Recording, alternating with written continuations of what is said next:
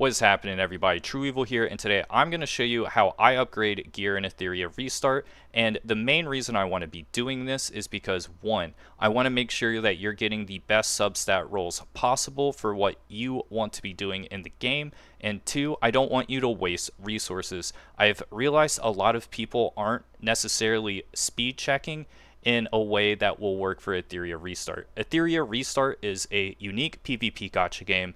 When other sort of PvP gacha games like Epic 7, you can sort of pick which gears you farm, and you can farm their equivalent of Etheria coin, so it's much easier to get more gear that you want.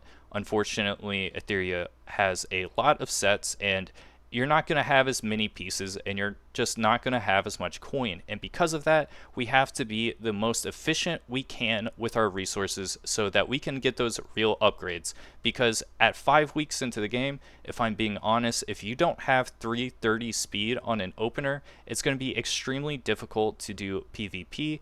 And if you don't have 300 speed, it's going to be hard to do PvP at all and have fun after, say, the first initial runs. So we're going to really break down how to do this so you can have the most fun possible on your account. Now, before we even get to the roles, I want to talk about the two places to get Etheria coin outside of farming stages. The first thing is going to be the Union Shop. I think you should try as best as possible to prioritize Etheria coin in the shop. Now, of course, I think the gold lattice shards, the pools, and the shadow prints, besides the purples, are going to be the priorities here, but like, I don't necessarily think you should get the XP books every week. I don't think you should get the prowess supply packs unless if you really need it at that moment. I think the coins are going to be better because that million coin a week is about 1.5 pieces roughly, and that is really going to help you get these rolls. And not prioritizing that, you're really going to feel that deficit in coins. So definitely recommend that, but fortunately they've added enough content in the game where you're going to have a surplus of coins. So I'm really thankful for that, but definitely prioritize coins in my opinion. Now, sometimes for me personally, I am a content creator, so sometimes I will get the books over that, and that is because, well, this week I had to build Fushu and Nahor, so I could really make test videos out for you guys to make sure if you wanted to waste pools on them. So in that regard, sometimes I won't practice what I preach, but it's for not because I'm being optimal at the game. It's because I'm a content creator. And the other place is Arena Shop. I think that, you know, it's the same vibe in my opinion. I wouldn't necessarily get these gold books, and I wouldn't get the micro lattices. I would get Etheria coins pretty much every time. And this is going to be a really good place to get this. Now, I don't use crystals and refreshes for the AI arena. I only use my 5 a day currently because, well, I only really care about getting that gold lattice at the end of the season and doing my dailies to get the gold and purple lattices every week. That's all I really care about. Now, you see I've bought out the micro lattices. I don't actually recommend doing this for any character besides Vice, and the reason I have this is because I'm a content creator and I want to make videos with every unit, so that's why I'm doing that. I highly recommend not doing it, but to each their own. So without further ado, let's go to the roles. Now, the reason I'm on the recycle page and not showing an actual character while I'm doing these roles is because, well, look at the gear. We have over 2,000 pieces of gear currently, and honestly, we probably, out of that gear, besides the pieces we've already leveled up, we're going to have probably 50 pieces of gear we can use because, unfortunately, unlike other games, we can't sort of prioritize which gear we farm, and there are also the pips. It's not like if we have 4 pieces of a set, we get the bonus, and due to that, we really have to figure out what gear is even usable at this point. And because of that, you're going to be recycling a whole lot of gear, and this is going to be the best page because we're just going to be picking off everything that's not going to be usable. Now, of course, we're at the end game, so, you know, +1s don't exist anymore, but +2s do exist. And this is going to be really important because some gear, even if it's a great 4-stat roll, it's not going to be necessarily usable if it's a 2. For example, Keen Eye, if it's not a triple pip, it's unusable as a Kenai piece. So those pieces that are 2 are only going to be used if, say, we need a piece that can possibly roll a red speed. So if it's not like that, then I'm going to say get rid of it. So we're going to go through all of the pieces that we just can't use. And because of that, we're going to click 2 pip here. Pretty much everything with a 2 isn't going to be usable for a certain sense besides like 8s. And due to that, we're also going to check off things that like are going to be things that we really want on our supports. Now, supports are usually the ones where I'm okay not being a 12-8-6 at the end game, and due to that, we're not going to show things that I think are crucial in that, such as I don't want any HP bonus pieces to be shown because, well, I feel like those pieces are hard to come by. The defense bonus I don't want. I don't want effect accuracy pieces taken, and crit rate, crit damage, attack bonus, just pretty much anything that is a percent. We want to get these flats. Flats are pretty much unusable in my opinion, especially with the 2 substatters. And due to that, we're going to be looking at all this gear, and pretty much all of it is going to be throw away. Now let's make sure that this is definitely going to be throw away on the right modules because we want percentages on everything, and we're going to look a little bit to make sure, and yep, all of this is throwaway. So at this point, we're just going to select all. This is 310 pieces, 1.5 mil, and we're going to just recycle all of this. Now, 2ers are definitely throwaway. Now that we got rid of a lot of those 2 sub attribute pieces, we're now going to switch over to 3 to get rid of these. And the most important thing on this is to get rid of the 2 pips that aren't going to be beneficial for you. And what I mean by that is there are some sets in this game where it's okay to be at an 8, and there's some sets that are only okay to be at 12. And a set like that, for instance, is going to be Kenai. So anything that is, say, like a 3 substat Kenai piece that is a 2, I will say is a 100% throwaway, because let's face it, if you're using Kenai, you're only using it for the 12, and at the end game, that's going to need 3 pips and the shell at a 3 pip as well to get that full function. And we're really trying to fine tune at this point. So anything with Kenai, we get rid of. Now there is a couple of sets sort of similar to this, like say Time Weave, where you do want to keep it, because with Time Weave, you do want to get, say, the effect accuracy sometimes. Not every time needs to be for just this skill proc. Sometimes you just want that little bit of effect accuracy, especially on a CC unit in PvP. So in that terms, we're not going to be getting rid of the Time Weave pieces, but sets say like Bloodbath, we are getting rid of the Bloodbath pieces because we're not going to be able to get 12 with this.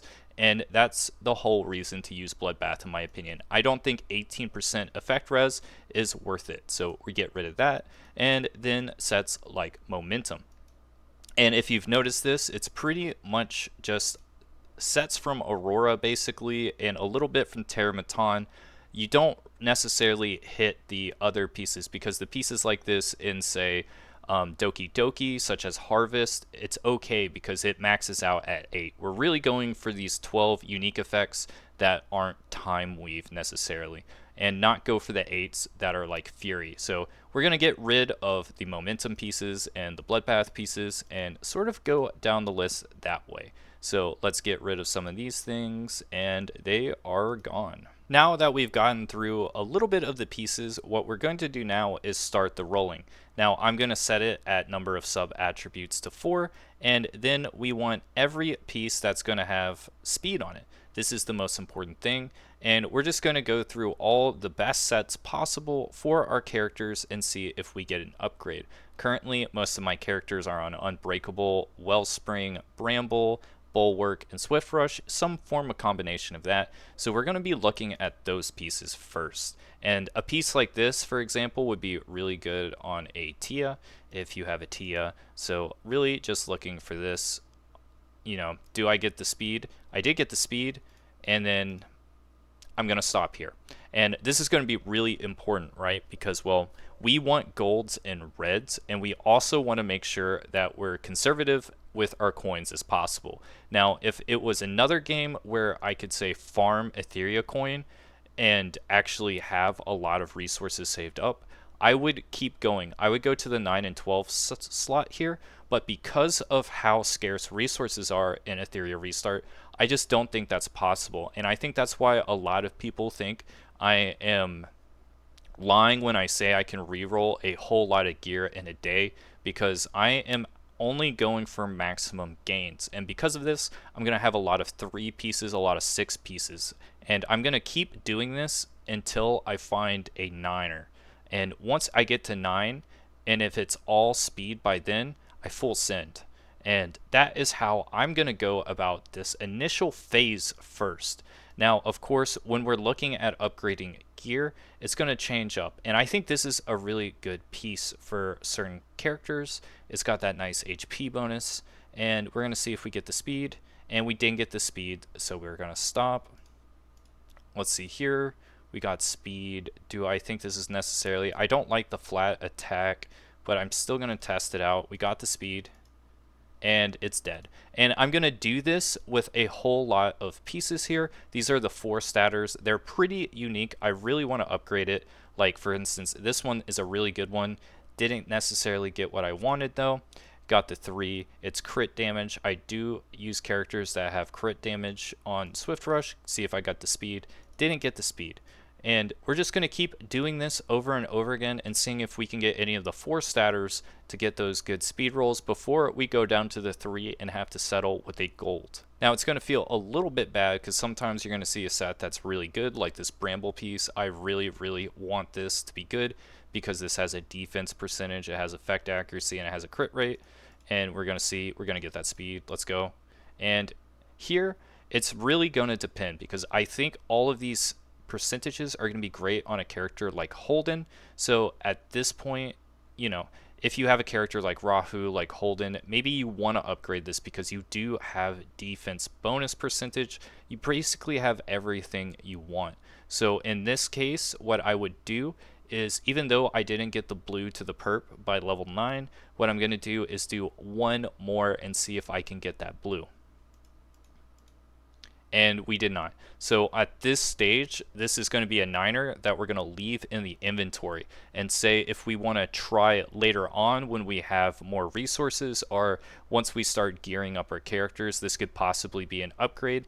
Then I'm going to start maxing it out. I want to make sure that if I'm going to waste the resources like this, that I'm actually going to get an upgrade possibly, and just not like go for the luck roll. Because, you know, now I'm going to be really serious here and say that if you treat this like a lot of other PvP games where you can actually farm the coin, you're going to have a bad time. If you think speed checking is to going to 12 and 15 every time, that is just not how it's going to work in this game. A lot of the speed checking stops at 6 and 9 in my opinion, and then we stop. And then we're going to wait until the very end when we start gearing our pieces up to actually see if we're going to do any 15s. So I'm going to be really, really harping on that. I think that's really important to ingrain on us because there are going to be other pieces. You know, you don't want to fixate on one piece for too long because you're going to get attached to it and start doing weird things. Let's see if we get speed. No speed. It has a flat attack. I don't know if I like that, so I'm going to try it. And nope. See here. Good piece. Nope. And we're going to do this, and it's, you know, it might seem a little rough that pretty much every piece we have is going to stop at ooh. Ooh. And it's a dud.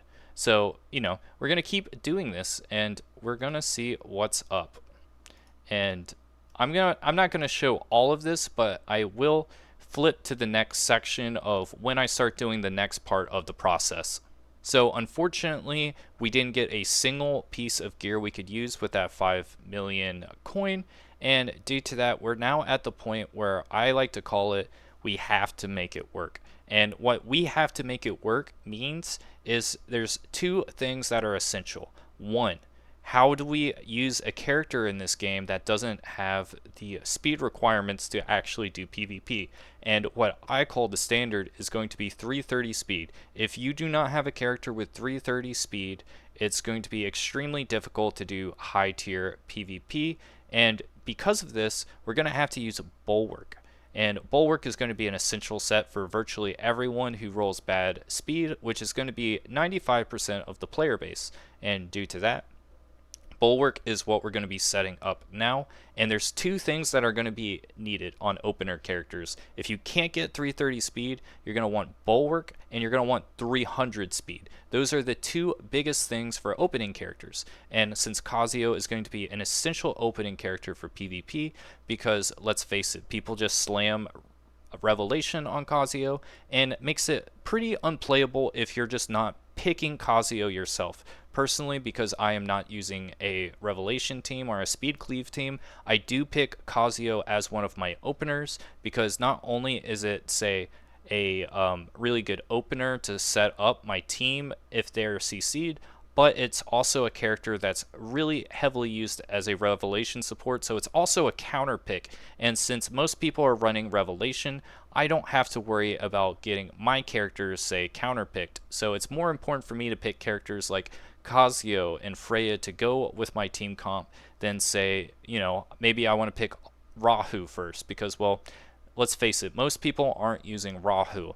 So let's just get on to the build. Now that we're at this point, what we have to do is, well, the hardest part about using Bulwark is, say, if you have a really, really strong piece, you're going to have to make that decision. Is it better to have Bulwark or is it better to have the speed? And in this situation, it's going to be with Time Weave. I have this plus 15 speed, which is really important for making that 300 cap work.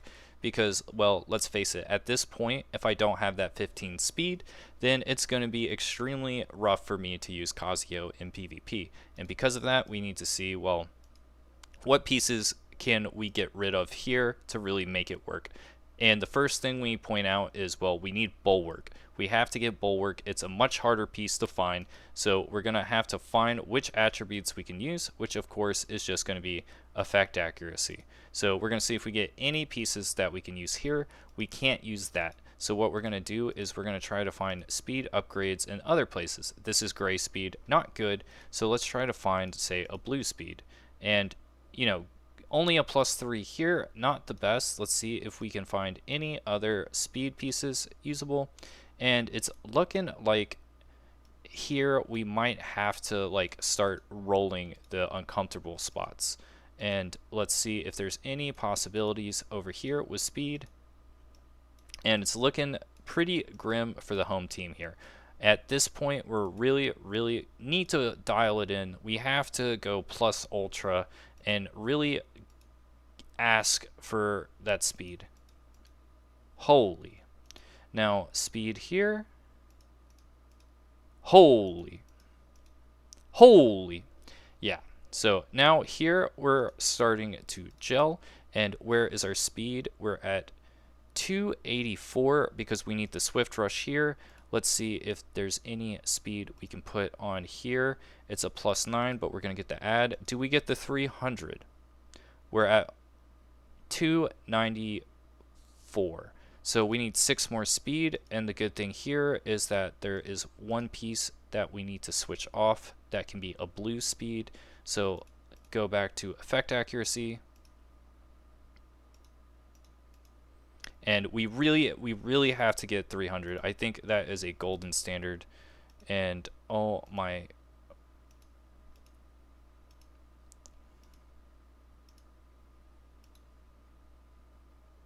and we are in luck here. We are going to get this piece, and then with this piece we just need the +3, I think, and we're there.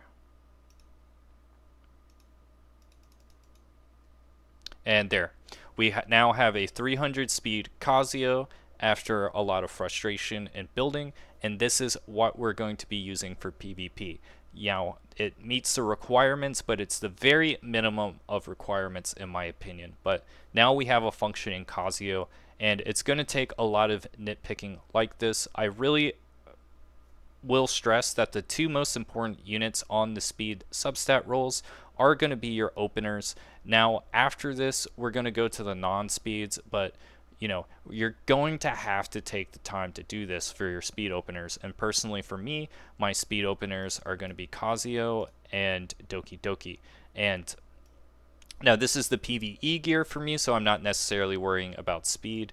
But for other people, you know, this is going to be the most important process. You want 300 speed and you want bulwark for a lot of these characters if you're low on speed. So I'm going to go through and do that, and then we're going to show the rest of the video as the non-speed characters.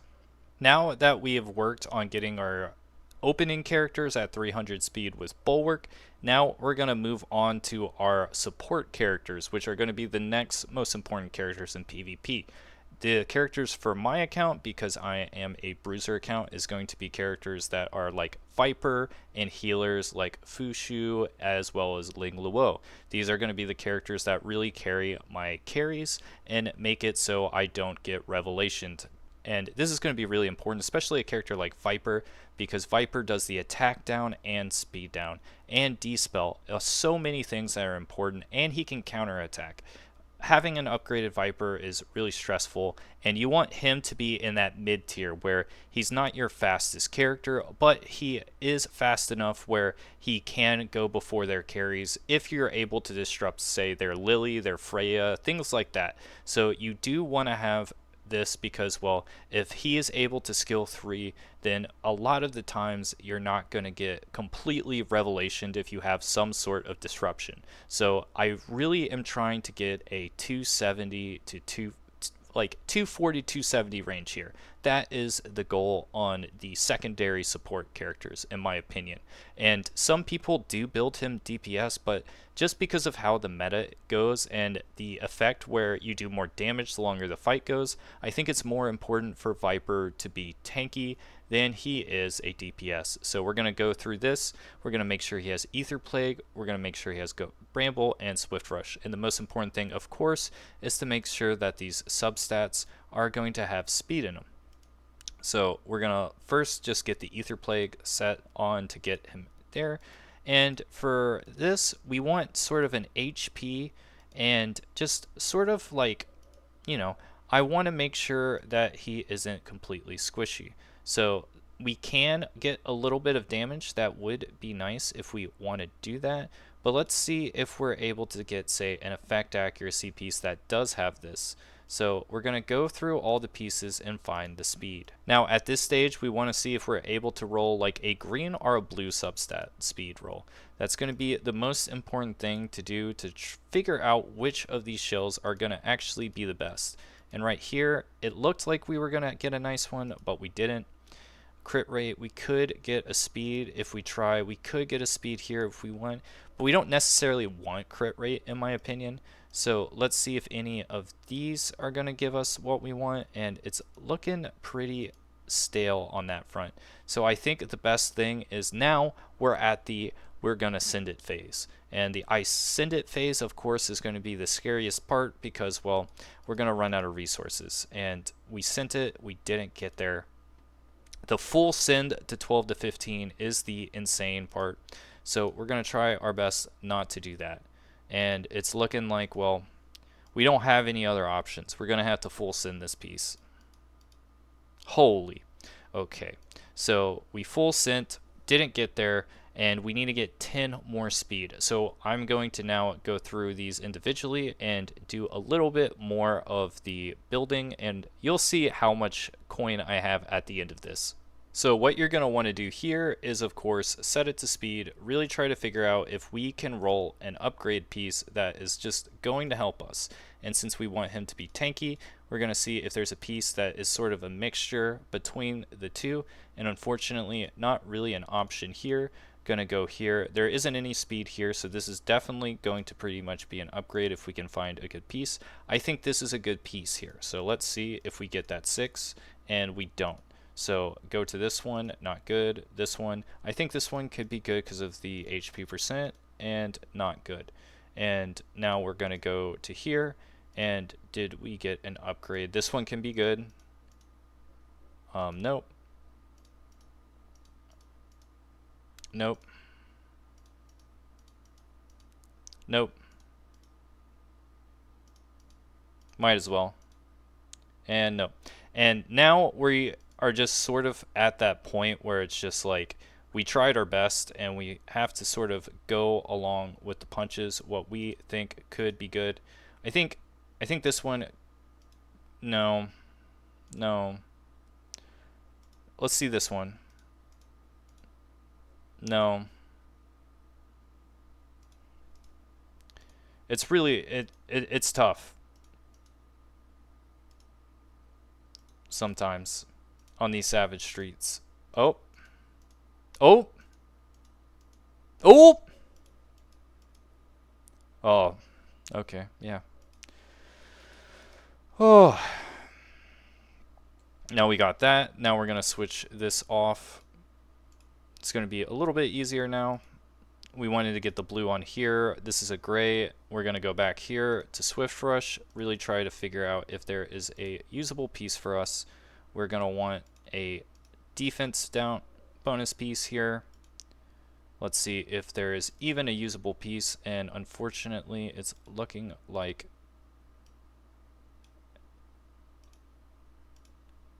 that there might not actually even be a usable piece for us. That is great news. That's wow. I don't have a single. Oh, yeah. So this is what's going to happen. This is when you're just going to have to take the filter off, and you're going to have to see what you got. And green, cool. And did we make the 240? And we made the 240. It's not the best. It's not the worst. It's a feels bad moment for sure. 245 is not necessarily what you want. You want 270, but it is what it is sometimes on these savage streets of Etheria Restart. The game doesn't want you necessarily to have a great time. What it wants you to do is have a grindy time. A lot of the time it feels like that. So yeah, it's going to be a lot of this, and this is how you're going to go with your healers and your just general support characters. You want them pretty beefy for me, and you can do this multiple ways. And at 240, I will say you can run Bulwark if you want. I prefer him on Bramble and have the openers with the Bulwark, because most of the time the openers are going to be able to do some sort of way, like the healers, for example, are going to be able to cleanse this. So even though this character doesn't have Bulwark, for the other healer characters, I am going to make sure they have Bulwark to make sure they're able to do their jobs. And if they cleanse him, if they are faster than Viper, well, it doesn't matter that he's at that 245 speed. It's just fast enough, and he's going to have help from his other teammates to make sure that he can actually function, which is really important. A lot of people don't realize how necessary Bulwark is, but switching to Bulwark sets is going to probably increase your win rates between a 70 and 80% chance. So that's definitely something you want to look out for. And I'm not going to bore you to death by going through all the healers, but for the healers, I want to be between 260 and 280 on the speed, and I want them to have Bulwark, except Fushu, I don't necessarily want to have Bulwark because, well, I don't have a Supernova shell with Bulwark currently. If I did, Fushu definitely should have Bulwark on it, but it is what it is on that front. The game's RNG drops are so I don't know. I really wish they would have it like E7 where I could just pick certain aspects to farm. Now for damage dealers, I will say this is going to be your last stop. You're going to want to use most of your coin upgrading your other characters. You want to make sure your openers and your support characters have the speed they need to be able to function before going to these DPSs. And for the DPS, of course, what you're going to want to do is see, is anything an upgrade? And for this, I am going to set up what I use for my Rahu, which, it's never going to really change.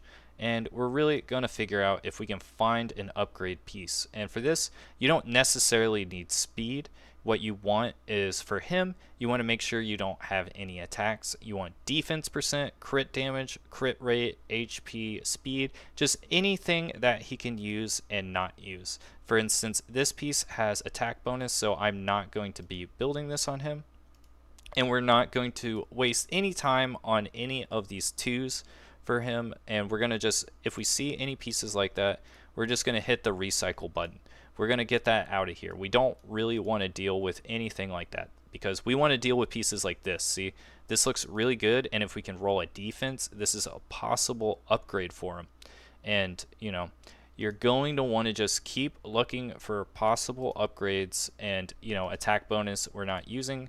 And we're going to go through all the threes, really figure out if there's anything without attack bonus, and really optimize him, because this is a character you want to be absolutely threshing damage down. Now that we've gotten to the end of this, unfortunately, I haven't really upgraded my account. Sure, I've gotten about 4 speed extra more on my support units, but I haven't really gotten that account upgrade. And that's what I want to talk about here, because I sort of want to just like voice what I think would really improve Etheria Restart. And I think if they do implement these changes, it's going to make a whole lot of people want to keep up with this game, because the problem with the farming right now is it just isn't rewarding. For example, I've used between 40 and 50 stamina pods, I've maxed stamina refreshed, and I've mainly been focusing on modules for the past 24 hours, and I haven't really gotten anything that I would say is a worthwhile upgrade. And, you know, I was extremely conservative with my upgrading. I was trying to figure out what is the best route to go, and I wasn't able to get anything. And because of this, that's why I made a video before that double drop weekend isn't going to be helpful, and I think it's a detriment to the game. A lot of people were upset with this, but let me just clarify some things with that, and hopefully you'll feel my concerns as well.